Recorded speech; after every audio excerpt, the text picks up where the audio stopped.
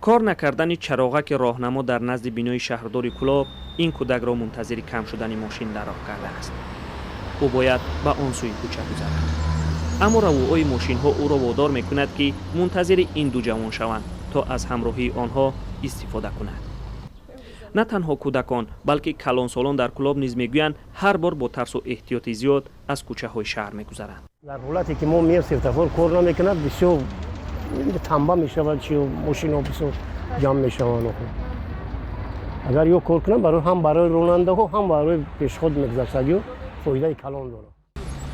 حالا در 7 گذرگاه اساسی شهر چراغک نصب شده است ولی تنها 3 تای آن پر و فعال است. در یک نقطه دیگر چراغک ها قسما یا نادرست کار میکنند.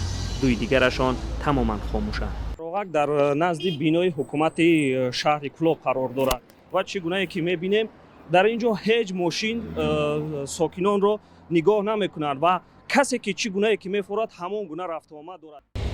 ماه ایولی سال 2020 شهرداری کلاب وعده کرده بود که همه چراغک ها فعال و در چند جای شهر چراغک های نو نصب کرده می شود.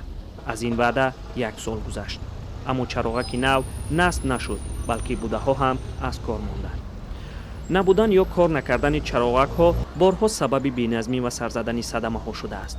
حالا ساکنان کلاب در آرزوی گذرگاه زیر زمینی هستند.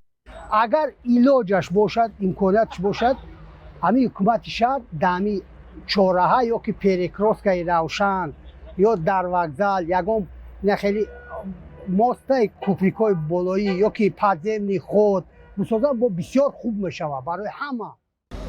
کلاب سیومین شهر بزرگ تاجیکستان به حساب می رود ولی باری اول نیست که فعال نبودن چراغک های سیومین شهر بزرگ کشور رسانه‌ای می شود.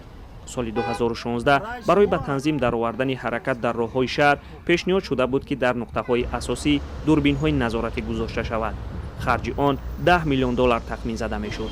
حکومت شهر که الحال در مشکل چراغک‌ها درمانده است، این پیشنهاد را از سبب نبودن مبلغ رد کرده بود. محمود جان رحمتزاده، آزادی، کلاب.